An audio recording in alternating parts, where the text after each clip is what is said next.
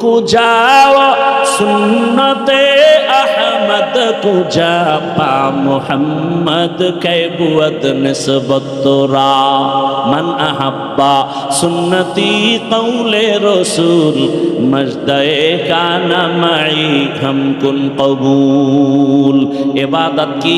আল্লাহর হুকুম জীবনে বাস্তবায়ন করার নাম ইবাদত। ইবাদত কেন করব? এক নাম্বার টার্গেট রবের সাথে হবে মোলাকাত, দ্বিতীয় পুরস্কার হিসাবে পাবো আমরা জান্নাত। ইবাদত কোন সিস্টেমে করব? একমাত্র মদিনাওয়ালা রসুলের আদর্শ অনুযায়ী।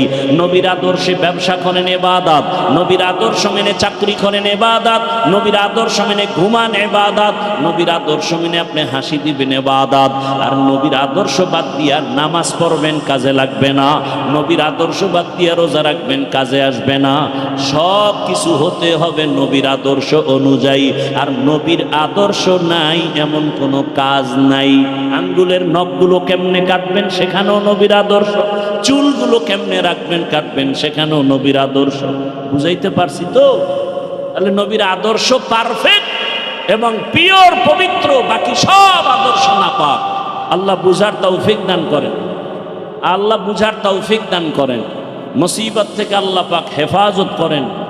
ونشهد أن لا إله إلا الله وحده لا شريك له لا ضد له ولا ند له ولا مثل له ونشهد أن سيدنا وسندنا وحبيبنا وحبيب ربنا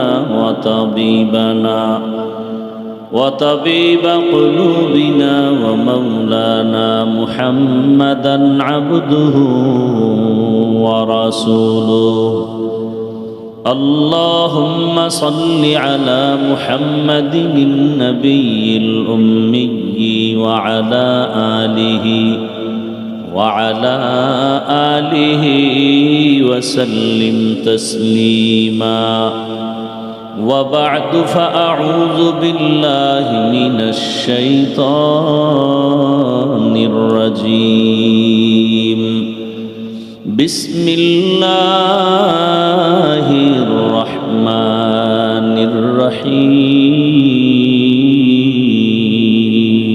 الرحيم وما خلقت الجن والإنس إلا ليعبدون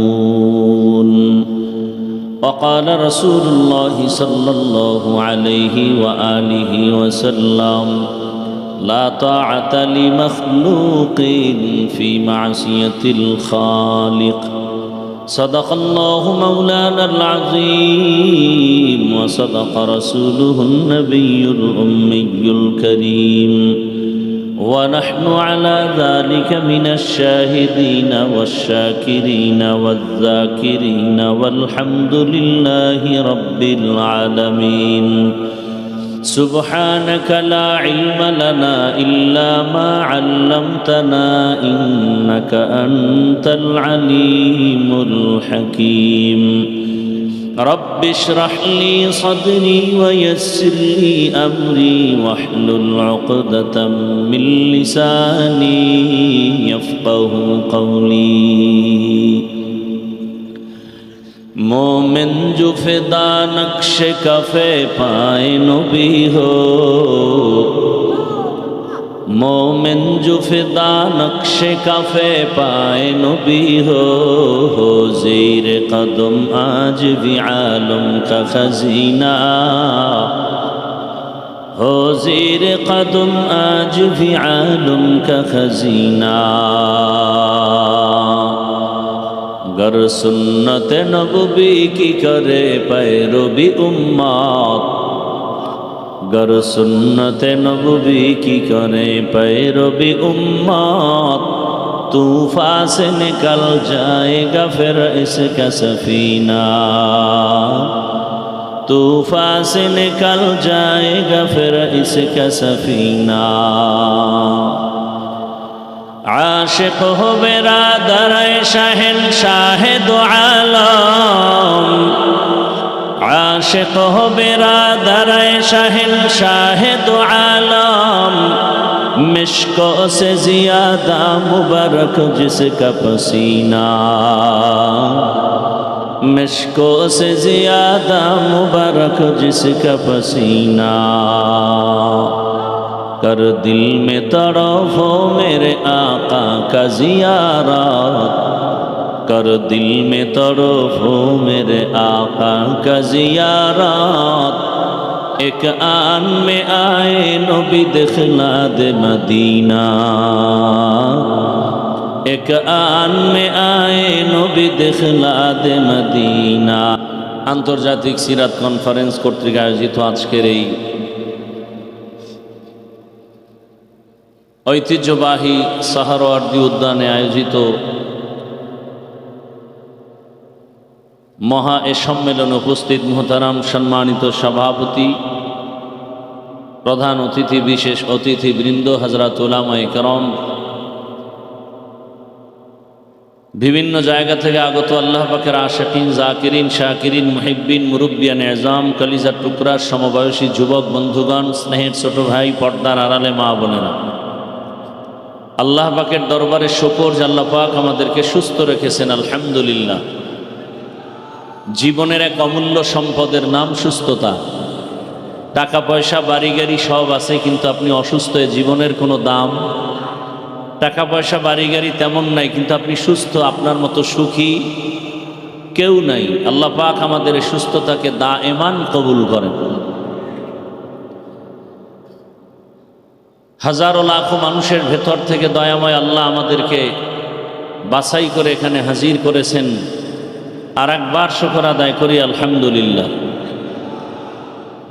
নবীজি বলেন আলহামদু আলা নিয়ামতে আমানুল্লি জাওয়ালিহা, নিয়ামত পেয়ে যারা শুকর আদায় করবে আল্লাহ পাকে শুকরের বরকতে নিয়ামতকে তাদের জন্য স্থায়ী করে দিবেন। দরুদ ও সালাম সৈয়দুল মুরসালিন রহমতুল্লিল আলমিন শফিউল মুজনিবিন খাতামুন নবিয়্যিন সৈয়দুস সাকালাইন ইমামুল মুরসালিন শফিয়ে আজম রসুল আকরম রহমতে আলম নবিয়ুল আরব আল আজম হাবিবে কিবরিয়া আশরফুল আম্বিয়া সৈয়দুল আম্বিয়া শফিয়ে মাহশর সাকিয়ে কৌসর আকা ইনামদার মদিনাহ কা তাজদার আফতাব নবুয়ত ফখরে মওজুদাত সৈয়দুল মখলুকাত হযরত মুহাম্মদুর রাসূলুল্লাহ সাল্লাল্লাহু আলাইহি ওয়া আলিহি ওয়াসাল্লামের উপর সর্বোপরি শুকর যাদের অক্লান্ত পরিশ্রমের মাধ্যমে আজ সুন্দর আয়োজন, সময় পরামর্শ অর্থ দিয়ে দোয়া করে উপস্থিত হয়ে মাইক লাইট প্যান্ডেলের ব্যবস্থাপনার মাধ্যমে সার্বিক সহযোগিতা যারা করেছেন প্রত্যেককেই আল্লাহ পাক খেদমতের বরকতে দুনিয়াতে শান্তি, পরকালে চিরমুক্তির ব্যবস্থা করে দিন। দেশের শীর্ষস্থানীয় হযরত উলামায়ে কেরাম জুমার পর থেকে আলোচনা করেছেন। বিশেষ করে হাজারো লাখো মুসলমানের আধ্যাত্মিক রাহবার কলবের চিকিৎসামূলক আলোচনা একটু আগে করেছেন নায়েবে আমিরুল মুজাহিদিন শাইখে চরমনাই। এর আগে বয়ান করেছেন হযরতুল আল্লামা মামুনুল হক দামাত বারাকাতুহুম। এবং আজকের এই প্রোগ্রামের মধ্যমণি হযরত পীর সাহেব হুজুর চরমনাই শেষ দোয়া পরিচালনা করবেন। আল্লাহ পাক শেষ পর্যন্ত আমাদেরকে থাকার তৌফিক দান করেন। আল্লাহ সবাইকে হেদায়াতের দৌলত দান করেন। আমি আপনাদের দোয়া নেওয়ার জন্য আসছি এবং খুব সংক্ষেপ দু চারটি কথা বলার নিয়তে কোরআনে হাকিমের এক আয়াত, রসুলের একটি হাদিস পড়েছি। ওলামায়ে কেরাম যে আলোচনা করেছেন করবেন, সমস্ত কথাগুলো সহি তরিকায় আল্লাহ আমাদের আমল করার তৌফিক দান করেন। ওলামায়ে কেরামের ইজ্জতকে আল্লাহ বেশি বেশি বাড়ায় দেন। যারা বিভিন্নভাবে ওলামায়ে কেরামের ইজ্জতকে নষ্ট করার জন্য চক্রান্ত করে, লেখার মাধ্যমে, বলার মাধ্যমে, আল্লাহ তাদের হেদায়াত দান করেন। আল্লাহ পাকের ইলম ও কুদরতে তাদের হেদায়াত না থাকলে কুদরতের দ্বারা আল্লাহ তাদেরকে দমন করে দেন। এই কথাগুলো এজন্য বললাম যে কিয়ামত পর্যন্ত এই জাতি আর কোনোদিন নবী পাবে? সাহাবায়ে কেরাম কোনোদিন নবী আসবেন না, সাহাবায়ে কেরাম দাওয়াতের জন্য আসবেন না, আইম্মায়ে কেরাম আসবেন না, বড় বড় আউলিয়ায়ে কেরামও আর আসবেন না। কিয়ামত পর্যন্ত এই জাতি দুনিয়াতে যদি সম্মান আর শান্তি চায়, এবং পরকালে জান্নাত চায়, এই সব দুনিয়া আখেরাতের শান্তি এবং কল্যাণের পথ দেখাবেন একমাত্র, শুধুমাত্র, কেবলমাত্র উলামায়ে কেরাম। এজন্য এক চক্রান্ত চলছে আলেমদের থেকে উম্মতকে আলাদা কেমনে করা যায়, আলেমদের প্রতি ঘৃণা জমানো যায়। কারণ আলেমের প্রতি মানুষের যখন ঘৃণা চলে আসবে তখন আলেমের পেছনে আর নামাজ পড়বে না, বয়ান শুনবে না, ইসলামের বাতি আস্তে আস্তে পাওয়ার কমে যাবে। এই ষড়যন্ত্র থেকে আমাদের যথেষ্ট পরিমাণ সতর্কতা অবলম্বন করতে হবে যে কিয়ামত পর্যন্ত এই জাতির একমাত্র নির্ভেজাল নিরেট নিঃস্বার্থ বন্ধু উলামায়ে কেরাম, বাকিরা সব চান্দাবাজ আর ধান্দাবাজ। একমাত্র জাতির চূড়ান্ত নিরেট নির্ভেজাল নিঃস্বার্থ বন্ধু কারা? উলামায়ে কেরাম। বাকিরা আমাদেরকে অনেক কিছু দিতে চায় কিন্তু পেছনে স্বার্থ। উলামায়ে কেরাম আমাদের জন্য কিছু দিতে না পারলেও জীবন দিতে চান, রক্ত দিতে চান, পেছনে কোনো স্বার্থ নেই। আছে কোনো স্বার্থ? এ বিষয়ে অনেক কথা। মহামারী করোনা আমাদেরকে চোখে আঙ্গুল দিয়ে দেখিয়ে দিয়েছে। বাবা করোনায় আক্রান্ত, আপন সন্তান কাছে যায় না, মরার ভয়। সেই সময় শত শত করোনার লাশ আমার দেশের টুপিওয়ালা উলামায়ে কেরাম আর আমাদের দেশের পুলিশ ভাইরা এই লাশগুলো নিজের তত্ত্বাবধানে উলামায়ে কেরাম কাঁধে নিলেন, গোসল করালেন, কাফন পরালেন, জানাজা পড়ালেন, কবরে রাখলেন। একজন হুজুরেও করোনায় মরে নাই। নিঃস্বার্থ খেদমত। আল্লাহ সবাইকে বুঝার তৌফিক দান করেন। আর নগদ একটা প্রমাণ, আপনারা সবাই জানেন, শিক্ষিত মানুষ, আমার দেশে সরকারি বেসরকারি চাকুরি যারা করেন, বলেন তো তাদের প্রতিদিনের ডিউটি কত ঘন্টা? বলেন। নিম্নে বেতন কত? 20,000। আর টেবিলের নিচে তো আরো অনেক মুক্তার দানা পাওয়া যায়। সারা দেশের মসজিদগুলোতে যে উলামায়ে কেরাম ইমামতির দায়িত্ব পালন করেন, বলেন তো তাদের ডিউটি কত ঘন্টা? বলেন। বেতন কত? হ্যাঁ, বিবেক দিছে আল্লাহ মানুষকে, চিন্তা করেন এর থেকে জুলুম আর কি হতে পারে জমিনে। এরপরও কি কোনো হুজুর বলছে যে বেতন বাড়াও, না হয় জুমার নামাজের সূরা উল্টা পড়া হবে? কারোর সাথে খারাপ আচরণ করেছেন? বরং কলিজা দিয়া দোয়া করে, কলিজা দিয়া দোয়া করে। ব্যবসায়ীদের আল্লাহ তুমি বরকত দাও, কবরওয়ালাদের মাফ করো, অসুস্থ রোগীদের সুস্থ বানাও। এরপরেও যারা আঙ্গুল ঘুরায় ঘুরায় বলে হুজুরেরা খারাপ, আমি বলি তার 14 গোষ্ঠীর রক্ত খারাপ। আল্লাহ হেদায়াত দান করুন, আল্লাহ হেদায়াত দান করুন। ভাইরা আমার, এশার নামাজ সমাগত। আমি একটু করে আয়াত ও হাদিস পড়েছি, তর্জমাটা বলে নিই। আল্লাহ বলেন, ওয়ামা খালাকতুল জিন্না ওয়াল ইনসা ইল্লা লিয়াবুদুন। আমি জিন ও ইনসানকে সৃষ্টি করি নাই, হ্যাঁ করেছি একমাত্র ইবাদতের জন্য। নবীজি বলেন, লা তাআতা লি মাখলুকিন ফি মাসিয়াতিল খালিক। আল্লাহকে অসন্তুষ্ট করে পৃথিবীর ভিন্ন কারো হুকুম মানা হারাম। আল্লাহকে অসন্তুষ্ট করে পৃথিবীর কারো হুকুম মানা যাবে? এটা হলো তর্জমা। ব্যাখ্যা কি হবে? বলে আল্লাহকে বেজার করে পীরের কথা মানা হারাম, আল্লাহকে বেজার করে অসন্তুষ্ট করে নেতার কথা মানা হারাম। এখন একজনে যদি বলে হুজুর নেতার কথা মানা হারাম, কোন আয়াতে আছে? এরকম তার সেরা বহু সমাজে আছে না নাই? রসুল বলেন আল্লাহকে বেজার করা যাবে না, দুনিয়ার সব বেজার হোক, আল্লাহকে বেজার করা যাবে না। কেন? বলে দুনিয়ার সবাই স্বার্থপর, আমাকে দিছে অনেক কিছু আমার মা বাবা, কিন্তু আমার আল্লাহ যে আমাকে যা দিয়েছেন এর 1000 কোটি ভাগের 1 ভাগও আমার মা বাবা আমাকে দেন নাই। এবং আমার মা বাবা যা দিয়েছেন পেছনে স্বার্থ আছে, আছে না নাই? সোনার বাংলায় তাকায় দেখেন, স্বার্থ না থাকলে মা বাবা সন্তানকে জবাই করে কেন? এই আকাম চলে না, চলে না?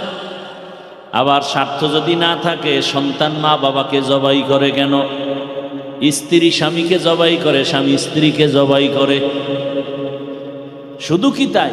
লজ্জা লাগে বলতে। বাবা তার আপন মেয়েকে হোটেলের মধ্যে ঢুকায় বলে, আজকের রাতের জন্য তুই আর মেয়ে না, তুই আমার স্ত্রীর মতো। নাউজুবিল্লাহ, আসে না? এটা কি ইন্ডিয়ার খবর?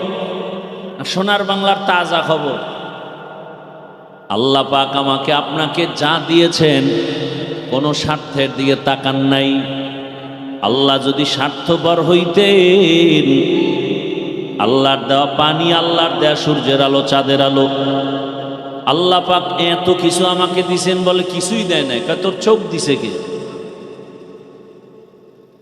আপনার আমার মতো কত সন্তান ভিক্ষা করে, দুই চোখ দেখে না, জবান আছে খায় ঠিক, কথার আওয়াজ আসে না। আমার আল্লাহ এত নিয়ামত আমাকে দান করেছেন, বিনিময় আল্লাহ কিছু চান নাই। এরপর আল্লাহর দেয়া সব পাইয়াও আল্লাহর নাফরমানি করি, সন্তানের হক আদায় করি না, মা বাবার হক আদায় করি না, ভাইয়ের হক আদায় করি না, নামাজ পড়ি না, রোজা রাখি না, তেলাওয়াত করি না, হালাল হারামের ভেদাভেদ নাই। নাই তো নাই। নিজেকে দুর্বল মনে করব? কয় না, আরো বাহাদুরি করে। নামাজ না পড়লো দিল পরিষ্কার, আছে না নাই? শুধু তাই না, আর একটু আপডেট চালাক যারা, ওরা আমরা হুজুরদের থেকেও ভালো আছি, বলে না? বলে না? শুধু নফসের গোলামির পেছনে দৌড়ায়। আল্লাহর নবী বলেন, আল্লাহর মতো আপন কেউ নাই, এখনো নাই, পিছনেও ছিল না, সামনেও থাকবে না। যিনি নিঃস্বার্থ আমার আপন, তিনি আমার আল্লাহ। ইয়া ইলাহি মুঝসে মুঝকো দূর কর, তাকে দেখো মুঝ মে তুঝকো এক নজর। ইয়া ইলাহি तू मेरा माबूद है, या इलाही तू मेरा माशूक है। সিরাত সম্মেলন মানি রসুলের আদর্শের বয়ান, রসুলের আদর্শ মানি কোরআনুল কারীম। টোটাল কোরআন রসুলের সিরাত, কোরআনের যত আলোচনা হবে সব সিরাতের আলোচনা। কারণ এ বিষয়ে উলামায়ে হযরত তথ্যবহুল আলোচনা করেছেন। আল্লাহ দুনিয়াতে মানুষ পাঠাইছেন, এ কথা বলতে গিয়ে আল্লাহ পাক বললেন, আমি মানুষ ও জিন সৃষ্টি করি নাই, হ্যাঁ করেছি ইবাদতের জন্য। করি নাই, হ্যাঁ করেছি, এভাবে না বলে ডাইরেক্ট যদি বলতেন ইবাদতের জন্য মানুষ সৃষ্টি করেছি, আল্লাহ ডাইরেক্ট না বলিয়া বললেন, আমি জিন ও ইনসান বানাই নাই, সৃষ্টি করি নাই, হ্যাঁ করেছি। ঘুরাইয়া বললেন কেন? আল্লাহ মানুষের জেহেন আর অন্তর খালি করে বললেন, তোরে বানানো হয় নাই, এটা দিলের মধ্যে ঢুকা। ঢুকানোর পরে এবার একটা কথা অন্তরে জমা করো, আল্লাহ তোমাকে বানাইছেন জীবনে একটা কাজের জন্য, তোমার আর কোনো কাজ নাই। জীবনে তোমার মরণ পর্যন্ত একটা কাজ, ওই কাজের নাম হলো ইবাদত। কাজের নাম কি? ইবাদত। এখন ইবাদত কি? অনেকে মনে করে তসবিহ পদ হাতে নাও, মাথায় ভাগরি লাগাও, মসজিদে যাও, জিকির করো, এটা তোমার ইবাদত। না না, ইবাদত কি আগে বুঝতে হবে। ইবাদত কেন করব তাও বুঝতে হবে। ইবাদত কিভাবে করব তাও বুঝতে হবে। ইবাদত কি, ইবাদত কেন, ইবাদত কিভাবে, এই তিনটা কথা বুঝার চেষ্টা করি খুব সংক্ষেপ টাইমে। ইবাদত মানুষের জীবনের প্রতিটি পরতে পরতে ক্ষেত্রে আল্লাহর হুকুম কায়েম করা, বাস্তবায়ন করার নাম ইবাদত। মানুষের জীবনের শুরু শেষ প্রত্যেকটা সেক্টরে আল্লাহর হুকুম মানা, হুকুম মেনে চলার নাম। মা খালাকতুল জিন্না ওয়াল ইনসি বাখা জুজ ইবাদাত নিস্তে মাকসুদ আজ্জাহা। আল্লাহর হুকুম নাই এমন কোনো কাজ আছে? আপনি ব্যক্তি জীবনে আপনি আল্লাহর হুকুম চালু করেন ইবাদত, পরিবারে আল্লাহর হুকুম চালু করবেন ইবাদত, জীবনে যা করবেন সব ইবাদত। এমন কোনো কাজ নাই যেটা ইবাদত হবে না। সেই ইবাদতটা কেন করব? একমাত্র কারণ রবের সাথে হবে মুলাকাত, বিনিময় আমরা পুরস্কার পাবো জান্নাত। ইবাদত করব কেন? আল্লাহর মুলাকাতের জন্য। কার জন্য? আল্লাহর মুলাকাতের জন্য। ফামান কানা ইয়ারজু লিকা রাব্বিহি ফালইআমাল আমালান সালিহা ওয়ালা ইউশরিক বিইবাদাতি রাব্বিহি আহাদা। রবের যারা মুলাকাত চায় নবী জানায় দেন তারা নেক আমল করবে, তবে সাবধান, আমলের মধ্যে যেন, ইবাদতের মধ্যে যেন শিরিকের গন্ধ না থাকে। কারণ শিরিকের মধ্যে যারা ঢুকবে তাদের জন্য জান্নাত হারাম। ওয়া মান ইউশরিক বিল্লাহ ফাকাদ হারামাল্লাহু আলাইহিল জান্নাহ। রবের সাথে হবে মুলাকাত, বিনিময়ে পুরস্কার পাবো কি? ইন্নাল্লাযীনা আমানু ওয়া আমিলুস সালিহাত কানাত লাহুম জান্নাতুল ফিরদাউসি নুজুলা। ইবাদত কি? বলে জীবনে আল্লাহর হুকুম মানার নাম। ইবাদত কেন করব? রবের সাথে মুলাকাত, পুরস্কার পাবো জান্নাত। ইবাদত কিভাবে করব? সিস্টেম কি হবে? ডাক্তার বলে দিবে? বলে না, ইবাদতের একমাত্র সিস্টেম রহমতের নবীর আদর্শ অনুযায়ী তুমি ইবাদত করো। কারণ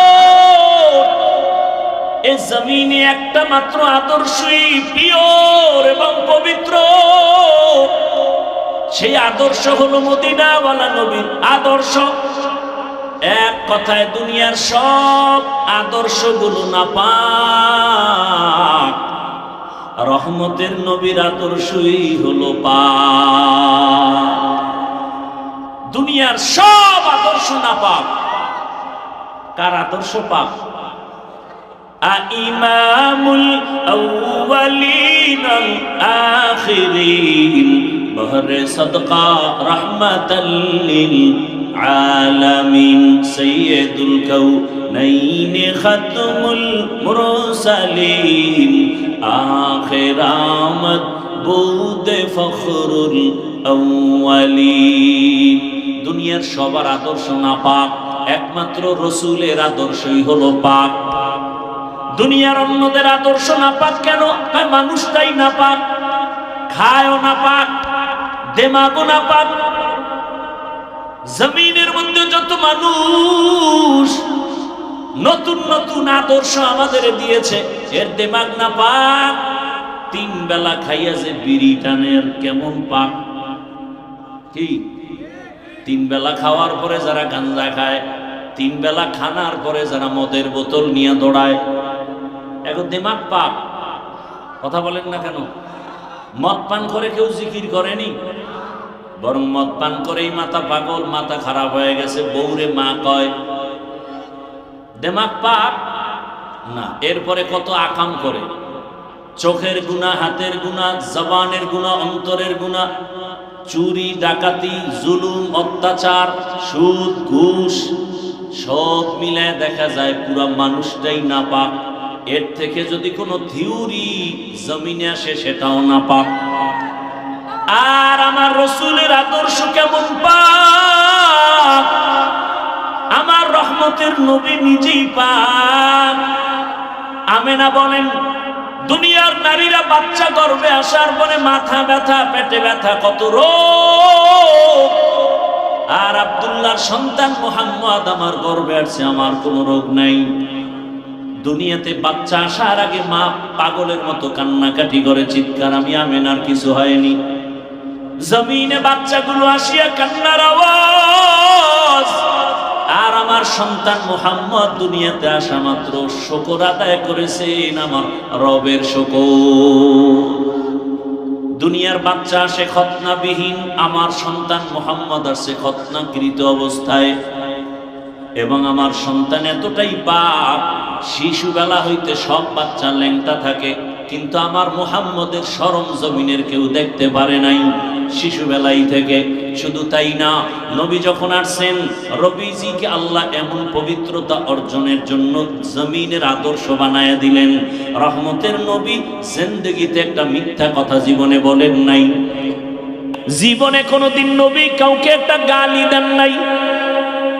রহমতের নবী হাজারো গালি শুনছেন, কোন গালির জবাবও দেন নাই। কেমন মায়ার নবী! রহমতের নবী কোনোদিন দুটো চোখ গরম করে কারো দিকে তাকান নাই। নবী যদি গরম চোখে কারো দিকে তাকায়, ও জাগায় আগুনে পুড়িয়া ছাই হয়ে যাও। কারণ আমার রসুলের মধ্যে সে পাওয়ার আল্লাহ দিয়া রাখছেন। আম্মা জান আয়েশা রাদিয়াল্লাহু আনহা বলেন, নবীজির ঘাম আমি বোতলে ভরে রাখতাম আর মেশক হিসাবে, আতর হিসাবে ব্যবহার করতাম। রহমতের নবী যেখানে কদম রাখেন, ওই জায়গা থেকে, ওখান থেকে মেশকের ঘ্রাণ। কেমন মায়ার নবী! রহমতের নবীর শরীর মোবারকে মশা মাছি পড়ে না, হারাম। মেঘের খণ্ড ছায়া দেয়, সূর্যের গরম যেন রহমতের নবীর কষ্ট না হয়। রহমতের নবী এতটাই পাক, এমন একটাই মক্কা নগরীতে আসছেন, মক্কার জমিনের মানুষ ছিল না পাক। নিজে বাবা হইয়া কন্যা সন্তানের গলা টিপে মেরে ফেলে, কতটা নিকৃষ্ট। মক্কার মানুষ, নারী আর পুরুষ একসাথে হইয়া উলঙ্গ বাইতুল্লাহ তাওয়াফ করে। রহমতের নবীর আদর্শ নিয়া এই মানুষগুলো যখন দাঁড়ায় গেল, এতটাই পিওর আর পাক হয়ে গেল, আল্লাহ পাক লিস্টি পাঠায় দিয়া কয়, যা জিবরাইল আমার রসুলের কাছে লিস্টি দাও, মক্কার এই 10টা মানুষের আমি আল্লাহ বিনা হিসাবে জান্নাতের ঘোষণা দিলাম। তাহলে নবীর আদর্শ পাক, বাকি দুনিয়ার সবার আদর্শ না পাক। সারা বাংলাদেশের যুবকদের বলি, আজও বলে যাই, যুবক বাবারা, ব্যানার টানাও, 2 ফিট 3 ফিট ব্যানার বানায় বানায় লাগাও। 200 টাকা খরচ হলেও ব্যানার লাগাও, সারা দেশের মধ্যে। আর ব্যানারে স্লোগান লেখো, দুনিয়ার সবার আদর্শ না পাক, মদিনার রসুলের আদর্শই পাক। আর একটা ব্যানার বানাও, ওই ব্যানারে লেখো, আল্লাহর জাতের কসম, আমার এই জমিনে যতদিন পর্যন্ত রসুলের আদর্শ কায়েম হবে না, ততদিন পর্যন্ত চাপাবাজি চলবে, জমিনে শান্তি আসবে না। চাপাবাজি চলবে, দিয়ে দিব সব, এইভাবে চলবে, জমিনে শান্তি আসবে না। শান্তির ঠিকানার নাম ইসলাম। শান্তির ঠিকানার নাম কি? ইসলাম। ইসলাম ছাড়া সব অশান্তি। এইবার আল্লাহ তাআলা রহমতের নবী পাঠায় দিলেন, শান্তির দূত বানায়া। আল্লাহর কোরআনও দিয়া দিলেন। এই কোরআন আর রসুলের আদর্শ দুই জিনিস যারা মানবে, এদের জন্য দুনিয়ায় শান্তি, পরকালেও শান্তি, দুনিয়ায় সম্মান, পরকালেও সম্মান। এরে নবীর উম্মতের দল, আল্লাহর কোরআন রসুলের আদর্শ ছাড়াই জমিনে শান্তি কোনোদিন কেউ দিতে পারে নাই, কিয়ামত পর্যন্ত পারবেও। আচ্ছা বলেন তো, আমরা যে কোরআন রসুলের আদর্শ মানি, ইসলাম মানি, এটা একটু একটু দুর্বল না? কি বলেন আপনারা? আল্লাহর কোরআন রসুলের আদর্শ, ইসলাম, এগুলো দুর্বল? মোটেও দুর্বলতা নাই। অনেকেই বলে মানুষের জীবনের সব বিষয়ের সমাধান ইসলামে, কোরআন হাদিসে আছে না নাই? বলেন। কোন বিধর্মী জিগাইল, ও ভাই তোমার ইসলাম কেমন? তা আপনি কি বলবেন? যে মানুষের সব বিষয়ের সমাধান আছে, তবে একদিক থেকে আমগো কোরআন আর ইসলাম একটু দুর্বল। বলে সেটা কি? বলে রাষ্ট্রের ব্যাপারে ইসলামে কিছু নাই, কোরআনে কিছু নেই। কি আপনারা একমত এই কথা? আছে? তাহলে কেন বলেন ইসলামে রাজনীতি নাই? কেন বলেন? বরং আমি বলি, সূর্যের সাথে আলোটা যেমন লাগানো, রাজনীতির মধ্যে ইসলাম নাই তো এটা রাজনীতি থাকে না, এটা দুর্নীতি হয়, পেটনীতি হয়। পৃথিবীতে রাজনীতি মানি ইসলাম। সুলাইমান পয়গম্বর গোটা দুনিয়া চালান নাই, বাদশাহ জুলকারনাইন গোটা দুনিয়া চালান নাই, ইউসুফ নবী মিশরের অর্থমন্ত্রী ছিলেন না, রহমতের নবী মদিনার রাষ্ট্র পরিচালনা করেন নাই। তাহলে আমি বলি ফুলের সাথে যেমন ঘেরানটা লাগানো, ঠিক রাজনীতি আর ইসলাম আর কোরআন একসাথে লাগানো। ফুলের থেকে ঘেরান আলাদা হলে যেমন ফুলের কোনো দাম নাই, রাজনীতির থেকে আল্লাহর দ্বীন ইসলাম নবীর আদর্শ আলাদা করলে ওটা রাজনীতি থাকে না, দুর্নীতি হয়ে যায়। হ্যাঁ, আপনি রাজনীতি করেন না সেটা আলাদা। এখানে বহু আল্লাহর বান্দা আছেন যারা নামাজ পড়েন না, নাই? নামাজ না পড়া এক জিনিস, নামাজের বিরোধিতা করা আর এক জিনিস। যে নামাজ পড়ে না তাকে গালি দেওয়া যাবে না, কারণ তার অন্তরে আগ্রহ আছে, সুযোগ পেলে পড়বে। আর যে ব্যক্তি নামাজ পছন্দ করে না তাকে ছাড় দেওয়া যাবে না, কেন? তার ঈমান বিদায়ের পথে। যে আল্লাহর পর্দার বিধান মতো পর্দা করে না সে মুমিন, তাকে গালি দেওয়া যাবে না। যে পর্দার বিধানের বিরোধিতা করবে তারে ছাড় দেওয়া যাবে না, কারণ সে বেঈমান। যে দাড়ি রাখে না তাকে গালি দেওয়া যাবে না, সে মুমিন। কিন্তু যে দাড়ি পছন্দ করে না তাকে ছাড় দেওয়া যাবে না, সে বেঈমান। ইসলামী রাজনীতি যে করে না তাকে গালি দেওয়া যাবে না, সে মুমিন।